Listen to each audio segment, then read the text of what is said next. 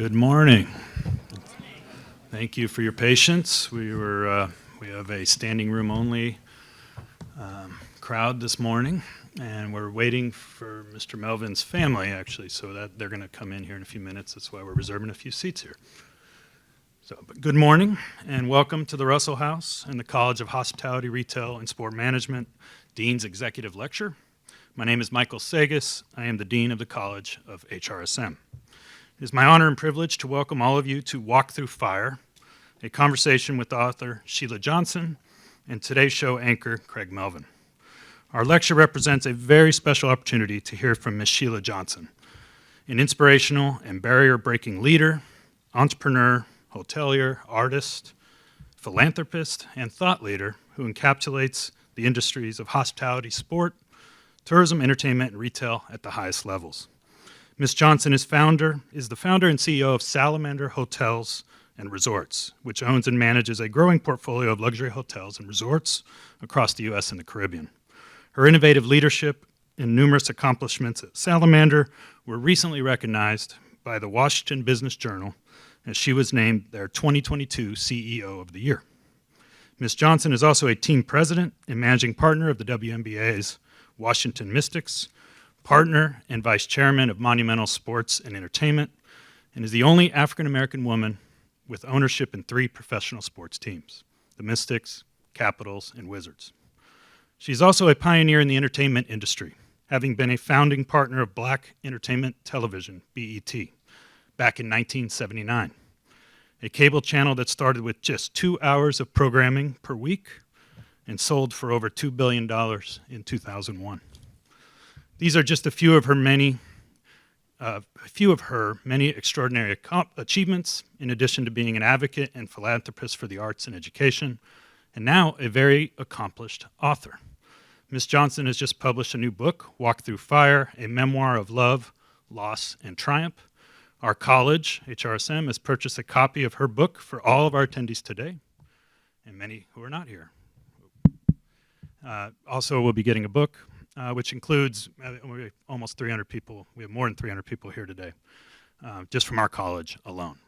As an avid listener of recorded books, I would encourage all of you that find her story to be an inspiration to do yourself a favor and purchase the Audible version of this book. Ms. Johnson reads the book in the audio version, and I can attest that it is a beautifully narrated book that is authentic, emotional, and incredibly inspiring when heard through her voice.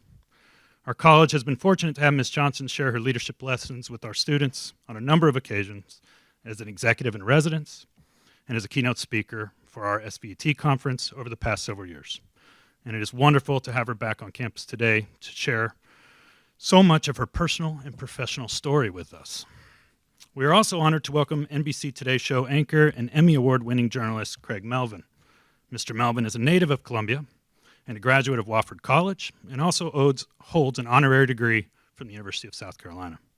Mr. Melvin makes an impact on millions of people each week through his reporting and has made an impact on the careers of countless USC students over the years. As throughout his successful and award-winning career, he has frequently made time to come back to Columbia and share his insights and serve as an inspiration to countless USC students, and it's a real treat to have him here today for this interview. So please join me in welcoming our speakers, Ms. Sheila Johnson and Mr. Craig Melvin.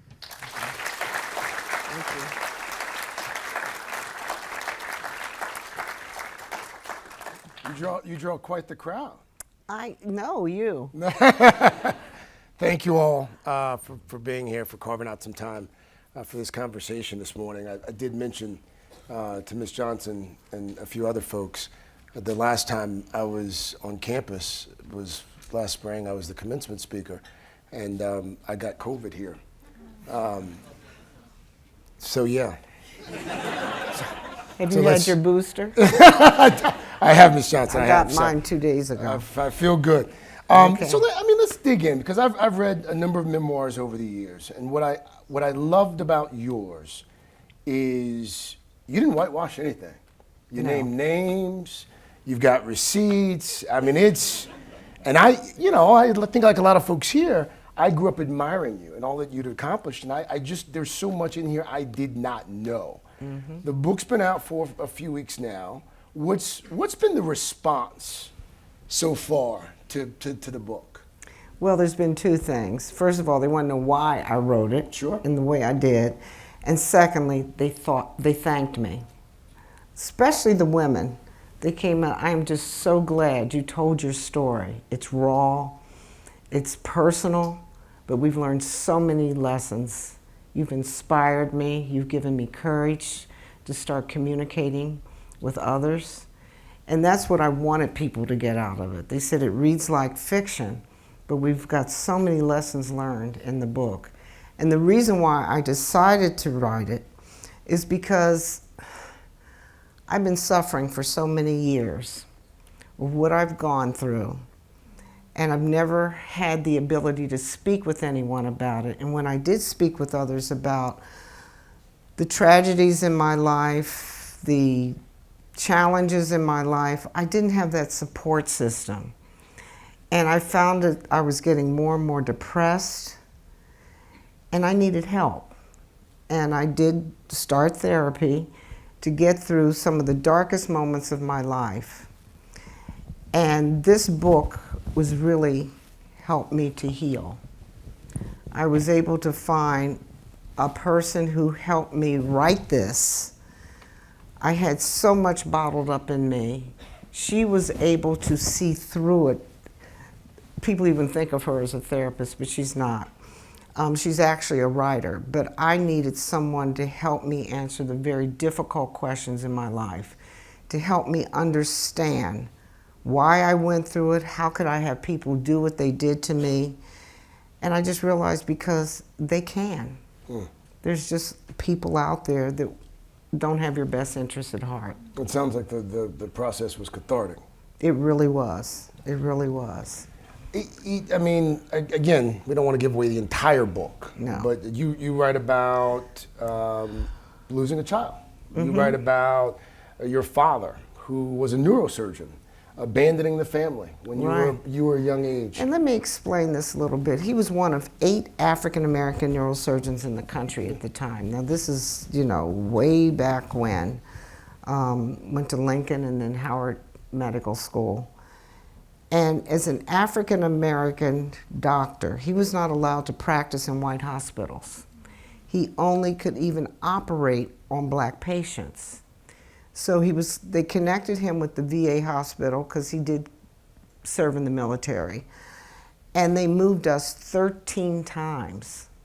So my whole life was like a military brat, where I moved around 13 times, and we finally settled just outside of Chicago in Maywood, Illinois. His abandonment when you were young, how do you think that shaped you, molded you? It was the shock of my life. This was a time when I thought I was the apple of my father's eye, but there were things that within the household that were starting to deteriorate, and it was my trust in him, and I think it was like the prelude to what was getting ready to happen. And I happened to hear my parents in the kitchen fussing. The next thing I know, he says, "I'm leaving."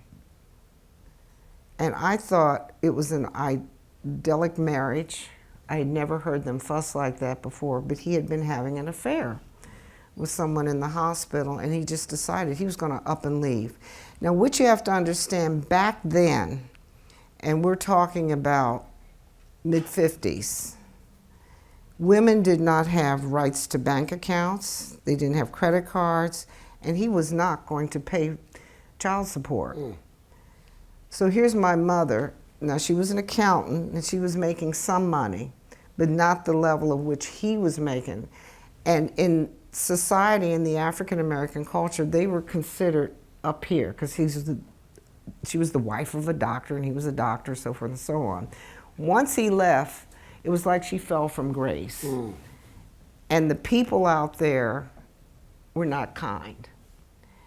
And I could start seeing her starting to fall apart. Once he left, I knew that I had to find a job. And I was mopping floors at JCPenney. And I remember coming in one night and found her on the floor having a nervous breakdown. That is what happened when he left. I had to grow up all of a sudden, and I had to grow up fast. Do you think had he not left, do you think you'd still would have become the Sheila Johnson that we all know, or do you? You know, that's an interesting question. Maybe not. This is probably the beginning of how I had to really learn about life, because all the way up to now, I just thought I had the greatest life. It was easy. It was so forth. I really believe that people that do not suffer in the ups and downs and learn about failures and adversity do not go that far in life, because life's too easy for them. You have to go through this in order to build the adult lifestyle that you need to do to really be able to go against and go up against all of the negative that's out there, all of the challenges. One of the things I found interesting as a young kid who's forced to play the violin for a number of years, I did not know that Sheila Johnson was quite the violinist. That's right. Well, see, when we moved to Maywood, Illinois, it was mandated that every child had to learn to take an instrument or get in the arts some kind of way, whether you're in the choir or marching band, whatever you wanted to do. So I chose the violin, and I remember my father saying, "Why did you pick the most difficult instrument?" Now, my father was a really fine pianist. It came to him naturally. He would come back from surgeries, a little blood-stained here, and most men would hit a bar. He hit the piano, and there was always music in the house, and that's why I was really interested in it. And I picked up the violin. I remember he and I playing duets, even as I got started, from Twinkle, Twinkle, Little Star to you know. So then I kept it going and got on concert stage, so. Until you had to sell the violin. Yes, but I'm going to tell you something. I'm so glad I got involved in the arts. The arts are what has grounded me. It kept me going through my darkest periods. People didn't really want to hear me practice, so I'd get up at midnight and go down in the kitchen because the acoustics were much better there. And when I was sad or crying, I would go to the violin and just listen to music or play music. You still play?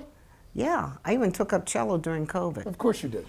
Of course you did, because that's what Took people do during COVID. They pick up the cello. Yeah. Yes. Of the parts of the book that you share, I mean, again, you get into all of it. Your ex-husband's infidelities, the ultimate betrayal, starting your business essentially from scratch. Was there a part of the journey that you struggled most with sharing? That was during the BET days. Starting a cable network was tough. It cost a lot of money. We just happened to have a guardian angel by the name of John Malone. After we put a proposal together, and you have to understand, BET, the birth of BET was with the birth of all of cable. And of course, media now is going through another transition. Right. But cable was blossoming then, you know, from Bloomberg to CNN to Nickelodeon, you name it. But what we realized, there was not a network that really gave the African American public a voice. And that's why we decided to start BET. Now, he was my ex was a lobbyist for the National Cable Television Association, was taking a senior citizen up to Capitol Hill to try and get funding or whatever he needed, the licensing, and it didn't go through. He threw the proposal in the trash. Bob pulled it out, brought it home. I'm reading it, and I just crossed out senior citizen and put black in there, made some more tweaks, and I said, okay, where are we going to get the money to do this? Yeah. And he says, well, there's John Malone, who's sitting out in Denver, and he says he's got a big pot of money, and he says, let's fly out there and see what happens. Sure enough, John Malone thought it was the best idea since sliced bread. He says, this country needs it, let's do it. He wrote a check for $500,000 right on the spot. And now, but you know how money is in the media, it goes fast. Yes. So then anyway, he promised, he says, I'm gonna keep this network alive. He funded us all the way to the sale of Viacom. He was really our guardian angel. If it weren't for him, BET would have never existed, because there is no way in the world you can afford to start a whole new cable network and keep it going. So there were, even though the $500,000, I had to take a loan out because I was still working. I sold my violin to help pay rent in the American Trial Lawyers building, which is where our first offices were, and to start hiring some people. And from that point on, we just kept moving along. 2 hours of programming a week, it was terrible. And what people don't realize, you realize it, that in order to keep programming going and a network alive, you have to sell advertising. Yes. The problem was none of the advertisers believed in what African Americans are the biggest consumers of these products, and they didn't want to put money behind us. I think it was McDonald's that finally stepped up to the plate, was our first advertiser. But we could not keep that network going without more and more advertising sponsorship. So it was tough in those early years. I'm glad you brought up BET, because part of the book, and I noted it here, I'm going to just read an excerpt and ask you about this. I desperately wanted BET to show something that would counter the brain-dead sex and violence and misogyny of those music videos. And I wanted it to be specifically for young people, so I created Teen Summit. And these folks, probably most of them came along after. They weren't even born then. Right. but Teen Summit was groundbreaking in a lot of ways. Oh, it was groundbreaking, because I remember I was on the treadmill, and we were just opening with our first video, and that was Michael Jackson and Paul McCartney. I thought it was the best way of storytelling I had ever seen. I was so excited about what was happening in the video market. And this went on great for about the first 8-9 months, and then it just went south all of a sudden. And I saw young girls, fly girls on the screen, and I did not like what I was seeing at all. And I was very outspoken about this, and it was not the most popular thing that I did. But it was appalling to me. I have a value system that's much higher. And this kept going, getting worse and worse. And still to this day, there's some issues there. But I fought it, but I wasn't winning. And I said, okay, I'm going to create a show called Teen Summit. And it was about smart TV watching. I said, okay, I can't win this one, but I'm going to start a show where I can educate our young public about what they're watching on the screen. What you see is not how you're going to behave in real life. And we went on for 11 years. We won all kinds of awards. It was just amazing. And my ex wanted to take it off the network, and I said no. I went after Kaiser Family Foundation, gave me a huge grant to keep it on, but I was determined to get my messaging across. And I'm glad I did that, because during the Clinton administration, Bill Clinton said, look, we're going to start this teen pregnancy prevention program, and it was hooked up with Brookings Institute, where we talked about, we had a teen pregnancy epidemic in this country. It was totally out of control.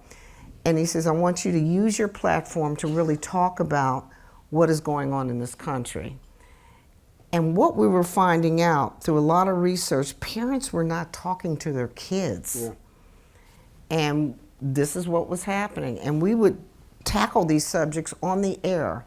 Teen Summit was always shot live. I had a posse of really top students from all over the DMV. We would meet on Friday evenings after school and put the show together. That's how raw it was.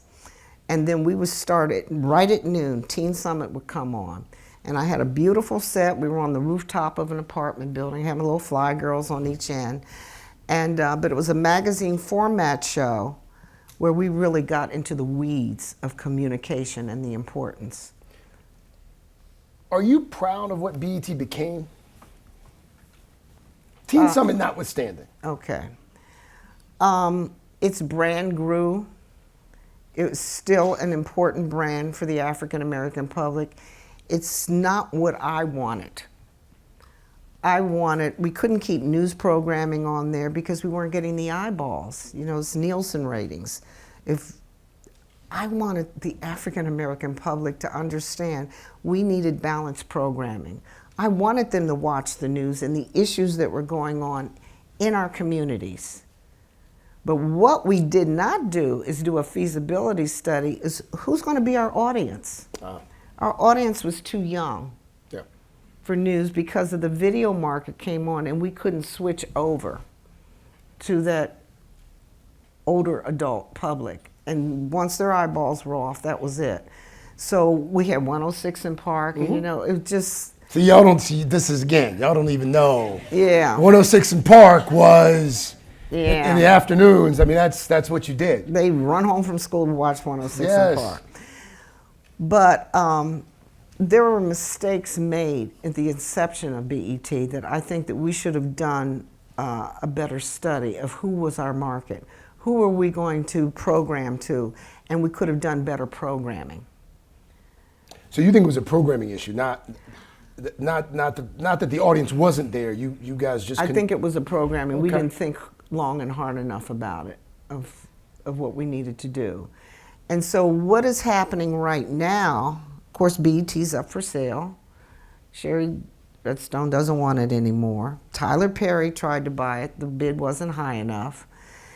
And I remember the bank calling and said, would you be interested in taking it over again? I said, no. Why not? I don't have time. I don't have time. That's a whole... Did you think about it though? No. Okay. Because taking it over meant I'd have to come up with hundreds and hundreds and hundreds of millions of dollars to keep it on the air. It costs money. And the other thing, I was doing a Wall Street Journal interview, and she says, how relevant is BET now? That is a really good question. How relevant is it? We would have to ask this younger generation and our older generation, is the messaging that we're getting across, is it worth keeping it on the air? And I think that a lot of television is going through transitions. Mm-hmm. What is it we need BET to accomplish now? How can we do it? And I think that these are questions that whoever does take it, or it may fade out. How relevant is that network? You raised a larger issue about cable in general, because again, when you started BET back in '79, I mean, that was around the same time that CNN was introduced to the Exactly. world. So it was the birth of cable. Right. Cable's dying. It is really dying. And some have suggested that maybe it's streaming that's going to replace it. Maybe it's a combination of streaming and. What do you think? What do you think the future of cable even looks like? It may disappear. And I think we're starting to see this, with this whole AI coming up. You see the strike that's going on in Hollywood. Okay, yeah, the writer's strike is over. Now we're dealing with the actors. What is film? What has been the impact of Amazon, Netflix, Hulu, all of these streaming? We don't know where any of this is going. I think the jury's still out. We just don't know. You're seeing it through the news, how everything's transitioning.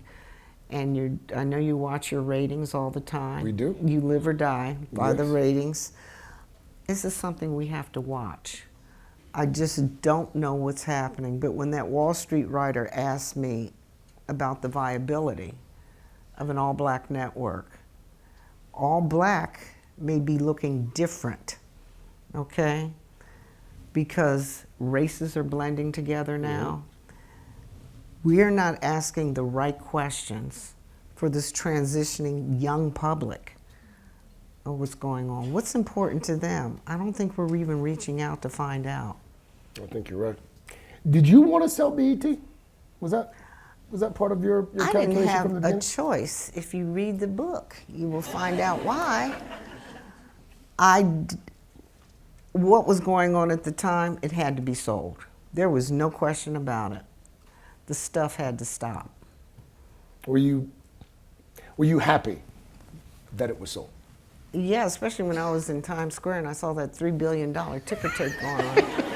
I'm like, yes.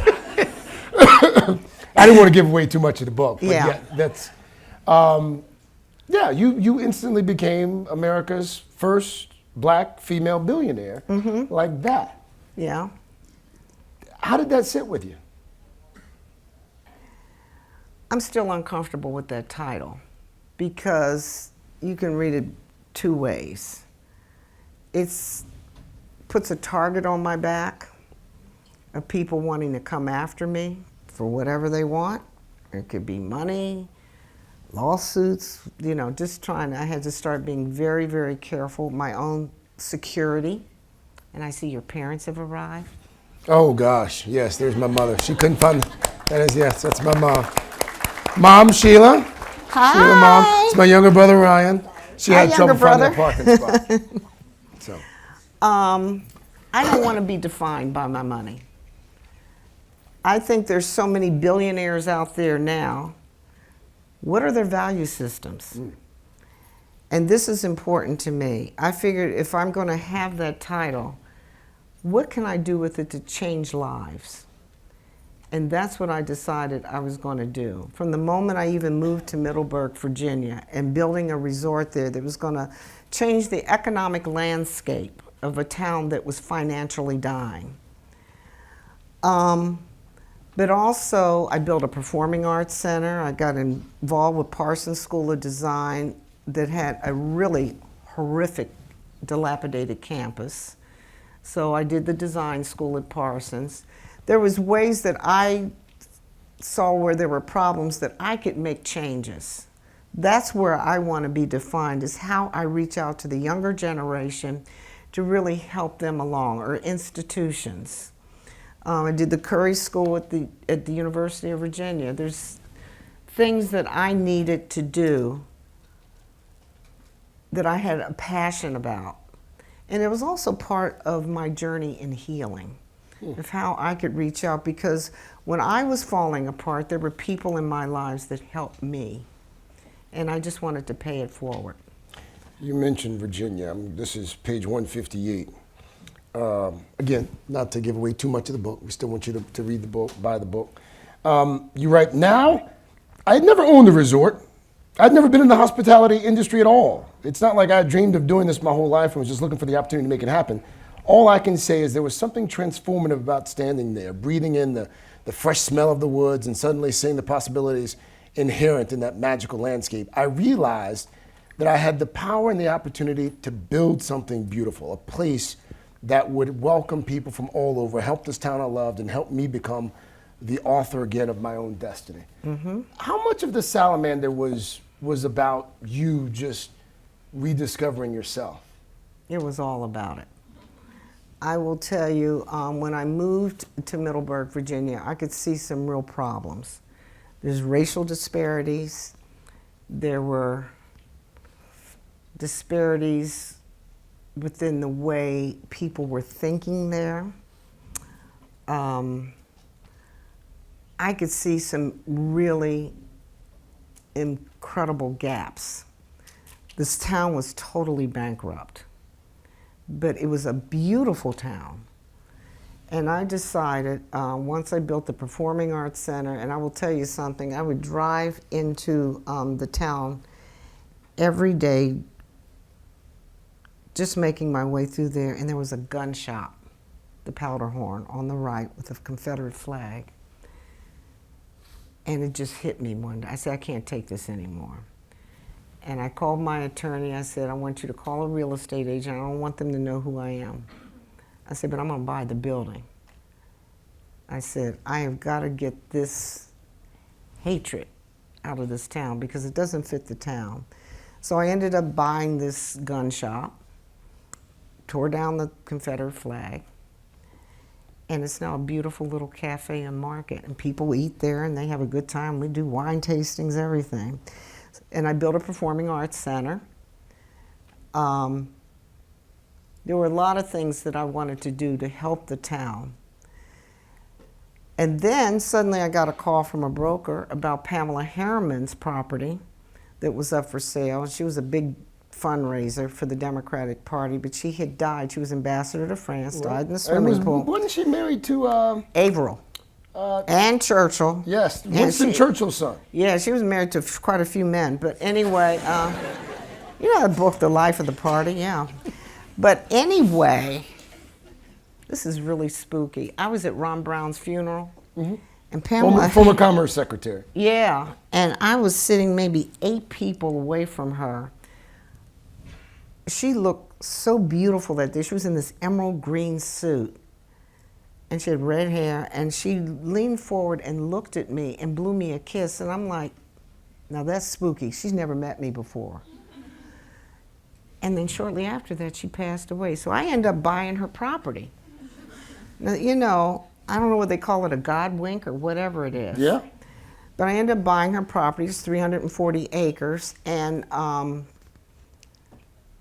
decided I was going to create a resort up there.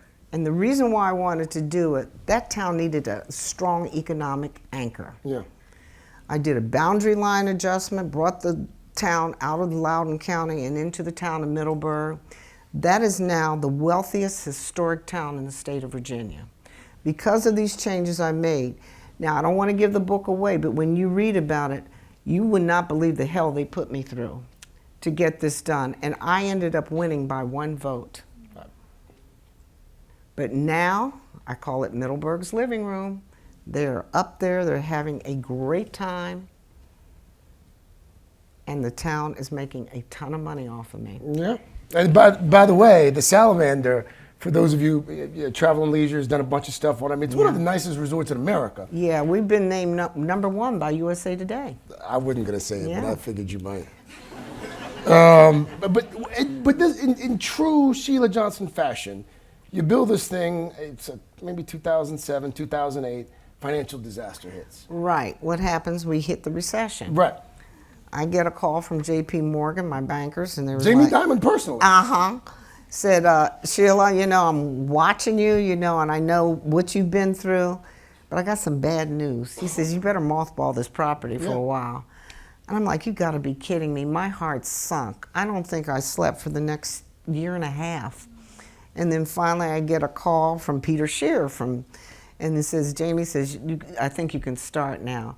But a lot of us, we lost a lot of money during that recession. You know, the devaluation of stock and everything else went down. And you know, that's a whole nother thing I could talk about at business school. But anyway, we finally started back up again.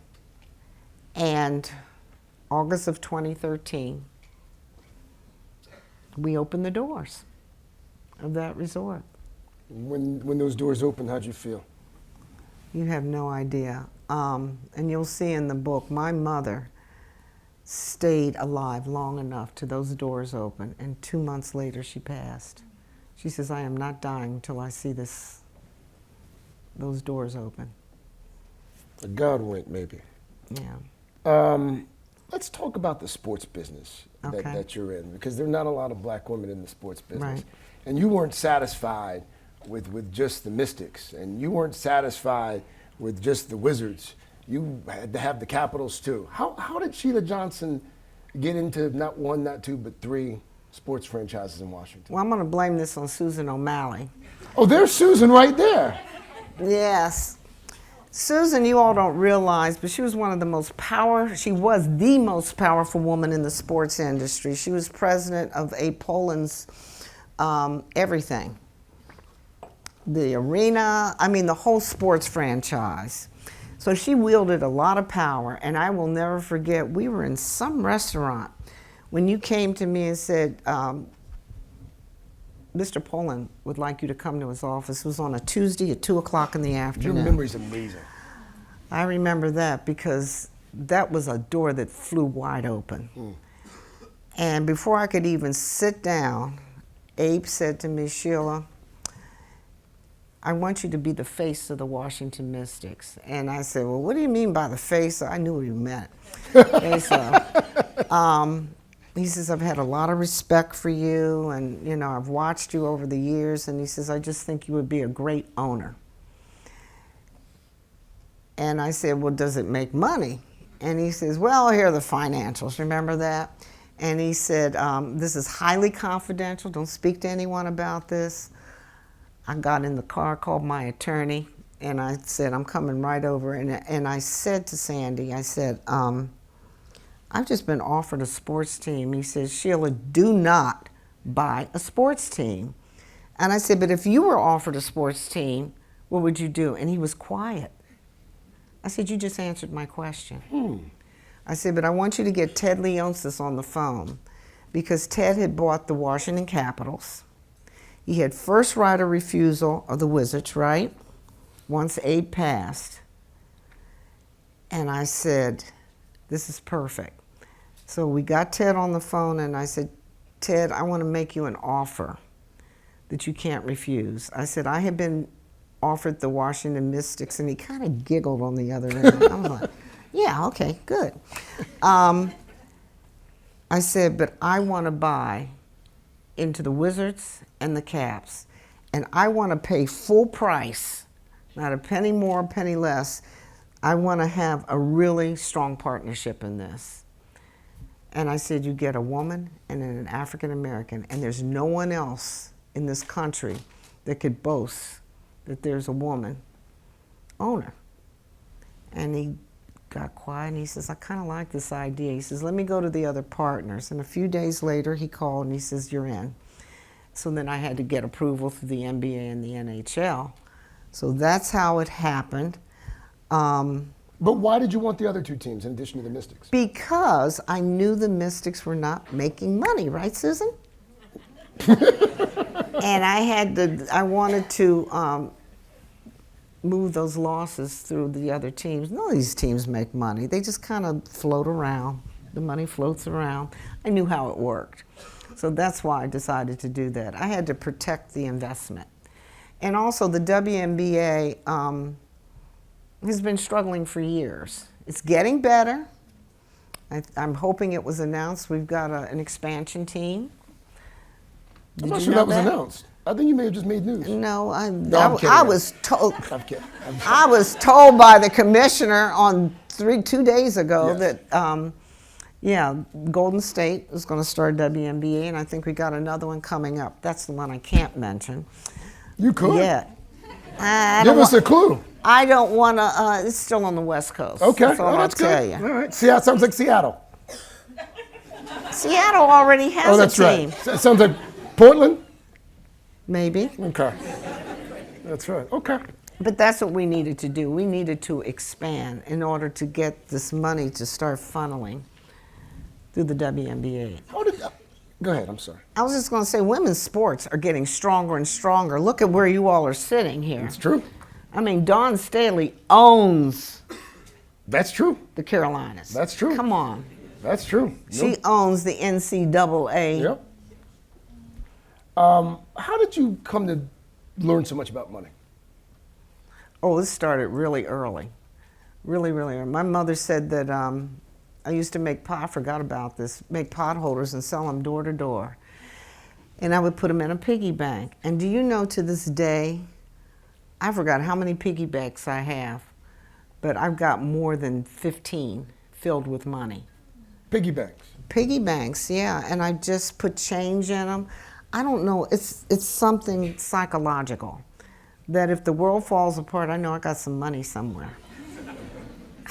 I think you might be okay without the piggy banks, but I know, I get the but symbolism of it. Listen, after that recession, that scared me enough. The 2008 Yeah. recession. Yeah. My favorite part of the book, and again, we still want people to read the book. I don't want to give away too much. You discovered love again later in life. Tell us about that. Okay, when I was teaching in a private school called Sidwell Friends, I'm sure people have heard of Sidwell, in Washington, D.C., and I was only making $7,200 a year as a music teacher. And I just couldn't make ends meet, even with my ex-husband. So it was tough. So there was a theater down the street called the West End Circle Theater, and one of the actors was called back to Hollywood because they were in a sitcom or something, and she was called back. And so this part opened up, and it was advertised in the newspaper. I said, well, let me go down and just try it. So I went down, and it was a 20-minute part on stage. There were only 2 women in the whole play, and the rest were men. And I played the part of a prostitute, and my name was Candy. And it was not as bad as you think. That sounds pretty bad, actually. And my job was, I was working for Mr. Blue, who was a mobster, and we were selling bootleg whiskey. But this guy, Russell, had the recipe for this bootleg whiskey that was supposed to be very popular. My job was to go and coerce him or get it out of him. And this is 20 minutes on stage where I had to dance around with him and singing Sweet Georgia Brown. And I went on and on and on. And then I finally get him into the bed. It's a timing issue. And he starts snoring. And the audience just burst out in laughter. So there were only 2 of us that were local. And this other guy, William T. Newman, was playing the part of Theo. I think we were the only 2 that would hit the green room in intermission. I had to practice my violin. And he would sit there and listen to me, and then we would talk. I don't know where the rest of the cast, they would go in the alley somewhere. And this went on for 98 performances. Wow. We were the longest running play, sold out. We were a hit. It was part of the Negro Ensemble Company out of New York. Play closes down. I'm going to go get my divorce. I walk into the chambers, into the courthouse and the chambers, and I look at the judge, and I'm like, I think I know this guy. I said to my lawyer, I said, I think, she says, just be quiet, let's get through this divorce. So once it was done, he says, now you can approach him. I said, Your Honor, may I approach the bench? And he says, yes, you may. I said, by any chance, do you remember me?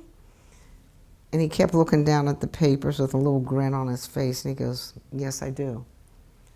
And I looked at his hands, and I didn't see a wedding ring or anything. So anyway, and so I said, well, maybe someday we can have lunch. Well, he never made a move on that. So what I did, I was president of the Washington International Horse Show, and I invited him to the horse show, and I said, William T. Newman Jr. and guests. His mother told him, you always liked that woman. Do not bring anybody with you. And so he came, we started talking, we started dating, and now we're married. That's a great story.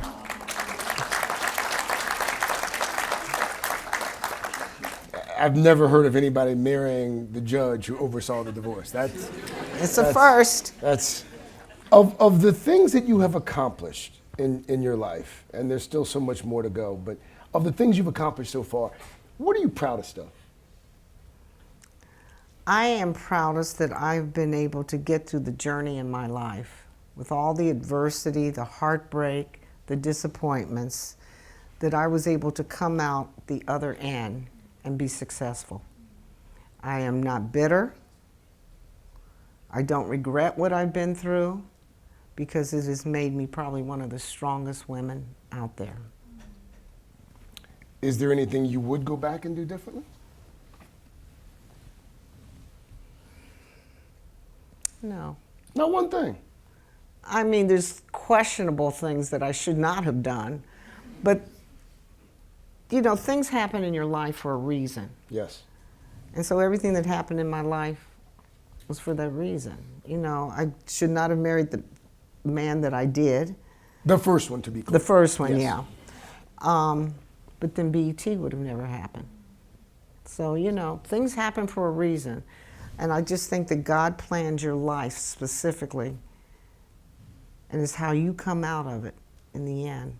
And what you do with your life is so important. He orders your steps. Yeah. What's next? What haven't you done that you still want to do? I'm just going to continue to grow my company, and if something happens, it's funny because once I've... Oh, you're going to teach here? I did that already. No, there have been so many wonderful things that have come up. I just got inducted into the Academy of Arts and Sciences. Wow. Yeah. So I just got back from Boston, from Cambridge, and I had a wonderful interview with David Rubenstein on stage. And there's just been some wonderful things that have been happening lately. I'm just going to let it keep rolling. Yeah. Yeah. The students here submitted questions, and not an exaggeration, there were close to 200, so we can't ask all of them. But I did want to make sure I got to at least one or two of the student questions. What piece of advice would you give your college-age self that you wish someone had told you? This is not in your galley, but I kept writing even after the galley. Well, what do I have?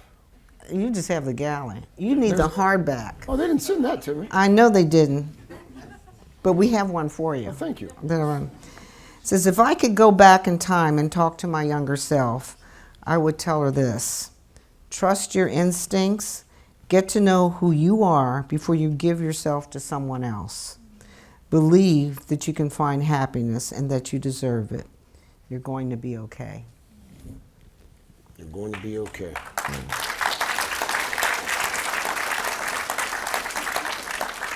Another question from the audience here.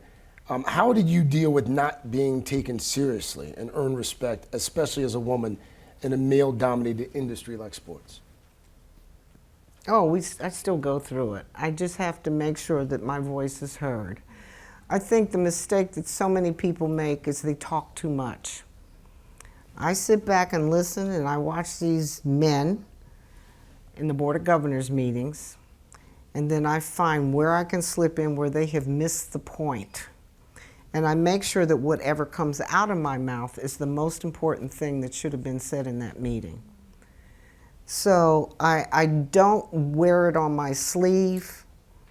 I just make sure that my voice can be heard and that it's meaningful. Last question. What do you want folks to take away from Walk Through Fire? This is a book about lessons in life. We all have different problems that we're and headwinds. Don't let those headwinds stop you from moving forward. You're going to read my story. Your story is not going to be like mine, but there's so many similarities that I'm finding from people that I meet, especially the women. It says, I have been through this, I've been married to this person, and it's just been awful. And I just didn't know where to go next. Read the book. It's okay to get help. It's okay to go through therapy. I'm not saying we all struggle with mental health issues. In some, it could be extreme to minuscule. But always make sure that you communicate with people that you trust. Set boundaries around yourself and become a little bit selfish. You want to make sure that there's not too many voices out there that is going to steer you off into the wrong track. But it's okay to feel better. And you do whatever you have to do to get well and to be able to move on in life. And if there's anything, I want to give you the courage after reading this book to be able to move on from whatever headwinds you hit. Because that's the only way we can survive in a healthy way. I'm so happy you wrote the book. Thank you. And I'm so happy that you spent some time with us today. Thank you. This has been such a treat. Thank you. Thank you. Thank you.